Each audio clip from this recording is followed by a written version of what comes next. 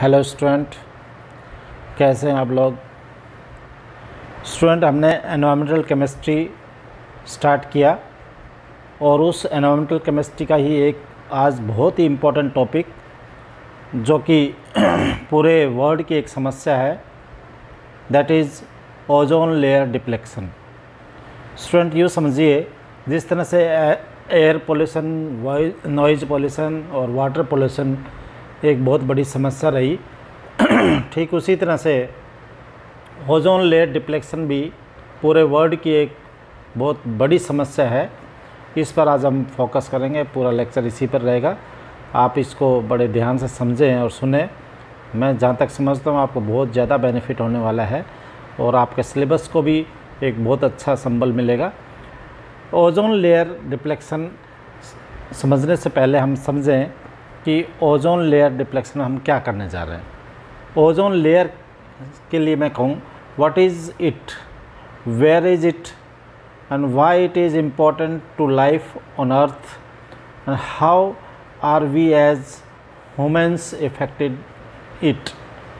कहने का मतलब है कि ये समस्या क्या है, ओजोन लेयर कैसे बनती है, कहाँ है ये ओजोन और हमारी लाइफ में ये क्यों इम्पोर्टेंट रोल रखती है और इसके लिए हम किस तरह से जूझ रहे हैं। इन सब पॉइंट्स पर हम आज डिस्कस करने जा रहे हैं। तो सबसे पहले हम बात करें कि what is ozone. Student, ozone, अब हम क्योंकि केमिस्ट्री के स्टूडेंट हैं, सबको पता ही होना चाहिए, ओजोन एक ऐसा मॉलिक्यूल है जिसमें 3 एटम ऑक्सीजन के होते हैं और ये बहुत ही पॉइजनस भी है, लेकिन हमारे लिए बेनिफिशियल कैसे रहेगी इसके बारे में हम चर्चा करेंगे।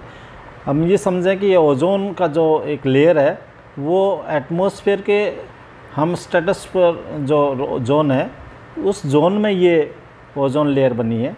और ये ओजोन लेयर हमारे लिए किस तरह से, देखो एक पिक्चर वाइज मैं शो कर रहा हूँ कि कहाँ पर हम अर्थ को दिखा पा रहे हैं और अर्थ से ठीक ऊपर जो है स्टेटस को जो दे रखा है उसी बेस को आप मानते हुए कि भाई ये ओजोन लेयर एक्चुअल में बनी कहाँ है।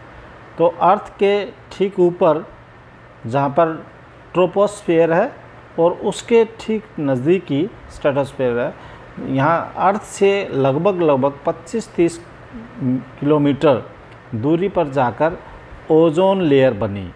वो ओजोन लेयर बनने का जो सिस्टम रहेगा वो क्या है, किस तरह से ओजोन बनती है, तो आप ये ध्यान दें। इसके लिए हम ये मान कर चलें कि जिस तरह से अर्थ पर पूरी की पूरी सनलाइट मिल पा रही है और उस सनलाइट में ऑक्सीजन मॉलिक्यूल ब्रेक होकर 2 एटम बना सकता है और उनमें से एक एटम ऑक्सीजन से मिलकर और O+O2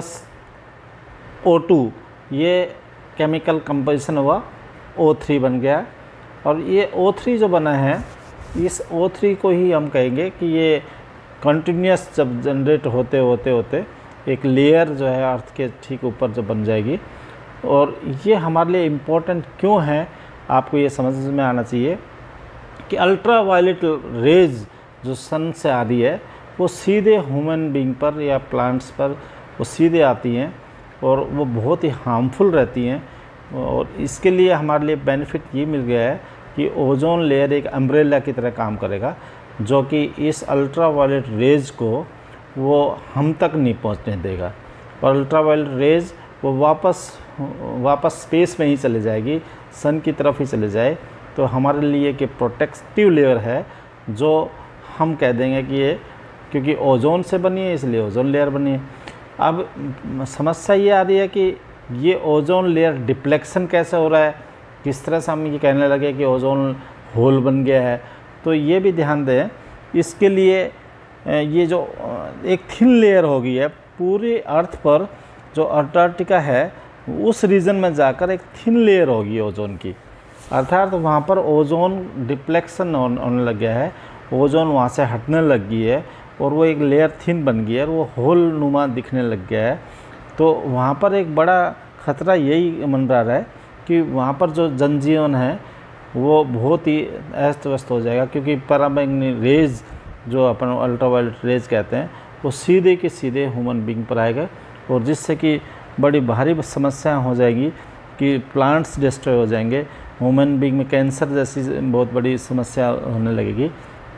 तो आखिर ये जो रीज़न क्या है कि वहाँ पर ये सब रिफ्लेक्शन होने लग गया है या ओजोन लेयर, तो उसका स्टूडेंट ध्यान दें कि ओजोन का जो रिफ्लेक्शन का जो मेन रीज़न है वो ये है कॉज ऑफ ओजोन रिफ्लेक्शन।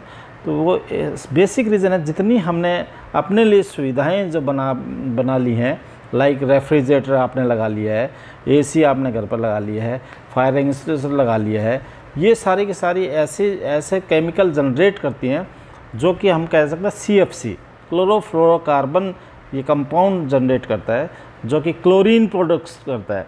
और जो क्लोरीन प्रोडक्शन होगा, कहने का मतलब है कि हमने अपने पास ही बहुत बड़ा खतरा मोल ले रखा है।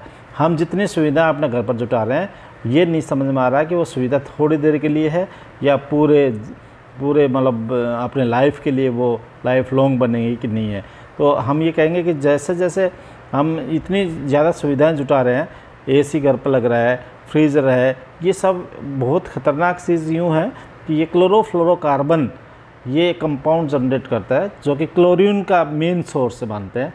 और ये क्लोरीन है, लास्ट में जब हम ये कहें कि ओजोन से क्लोरीन रिएक्ट करेगा तो ओजोन से क्लोरीन रिएक्ट करके मोनो ऑक्साइड्स क्लोरो ऑक्साइड्स बन जाएगा जो कि वापस से ओजोन को O2 में कन्वर्ट कर देता है।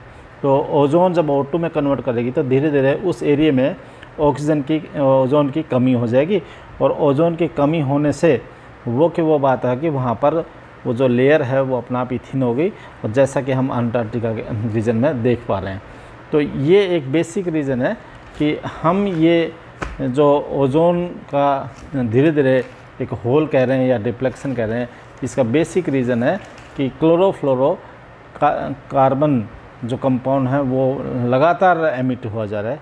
तो इसके क्या दुष्प्रभाव होंगे, impact of ozone deflection harmful to human health, ये सबको पता लग रहा है कि जब वो सीधी जो है अल्ट्रावायलेट रेज हमारे पास आएंगी तो स्किन भी बर्न हो सकती है, कैंसर भी हो सकता है, सनबर्न जिसको कह सकते हैं वो भी हो सकता है।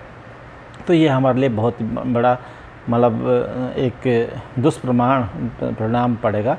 और इसी टाइप से हम कह सकते हैं कि एग्रीकल्चर व्यू से भी बड़ा भयंकर वाला इस पर इफ़ेक्ट पड़ने वाला है, प्लांट्स डिस्ट्रॉय हो जाएंगे।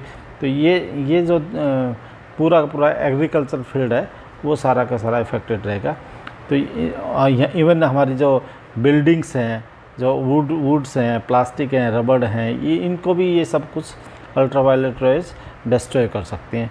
तो कुल मिलाकर जनजीवन अस्त व्यस्त हो सकता है। तो ये जो चीज़ें हैं, इसी के लिए गवर्नमेंट ने मतलब पूरे वर्ल्ड में एक यूनाइटेड जिसको अपन कहेंगे यूनाइटेड नेशन एनवायरमेंटल प्रोग्राम 1987 में बना, जिसमें ये तय हुआ कि हम ये कम से कम इन चीज़ों का यूज़ में लेंगे जिससे कि क्लोरोफ्लोरो जो कंपाउंड्स हैं उनका एमिशन स्टॉप किया जा सके। तो इस तरह का कुछ एग्रीमेंट हुआ पूरे वर्ल्ड लेवल पर। और इसी के लिए जो ये सारी चीज़ें जिससे कि हम कह सकते हैं measure to prevent the ozone deflection. तो क्या करना चाहिए, लिमिट में हर चीज़, व्हीकल का यूज़ लिमिट में हो, पेस्टिसाइड्स का लिमिट में यूज़ हो। और इसी तरह से हम बात कर रहे हैं कि भाई बैन लग जाए, जितना भी डेंजरस नाइट्रो ऑक्साइड्स हैं उन पर बैन लगे। तो इन सब चीज़ों को हम यदि लेंगे तो ये सब चीज़ें कंट्रोल में आ सकती है। तो ये जो इस तरह से इंटरनेशनल जो मेजर्स बने हैं, इन पर ये तय हुआ कि भाई हम क्लोरोफ्लोरोकार्बन कंपाउंड का कम से कम मतलब एमिशन हो हमारे देश में। इस तरह का सभी जो डेवलप्ड देश थे उन्होंने ये डिसीज़न लिया। तो ये लगातार जो है कमी आई है। उसके बाद ये देख पा रहे हैं ग्राफ से कि 1987 में तो ये पीक पर पहुंच गया था, उस पर ही ये सब चीज़ डिसीज़न हुआ। उसके बाद एक बार 2002 में इस पर कमी आई है क्योंकि सब लोग सचेत हुए, सारे देश सचेत हुआ और फिर इसका जो कम से कम यूज़ हुआ और इसी वजह से क्लोरोफ्लोरो का कंपाउंड है वो कम से कम एमिस हुए। तो स्टूडेंट इस तरह से हम इनका सबका प्रिवेंशन कर सकते हैं। तो हमारे लिए एक बहुत भारी समस्या थी, तो इसी पर बेस्ड आज हमने ये टॉपिक लिया है और मैं समझता हूँ कि आप लोगों को बहुत अच्छे से समझ में आया होगा। आज हम इतना ही रखेंगे। Thank you for listening.